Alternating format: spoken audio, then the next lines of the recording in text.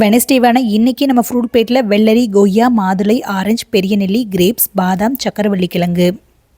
காலையில் குழந்தைங்க சாப்பிட்றதுக்கு கீரை ரைஸ், வெஜிடபிள் பேஸ்கெட்டில் கடைசியாக இருந்த பீன்ஸ் அண்ட் சேனக்கிழங்கு பொரியல். உங்களுக்கு தக்காளி குருமா, இட்லி.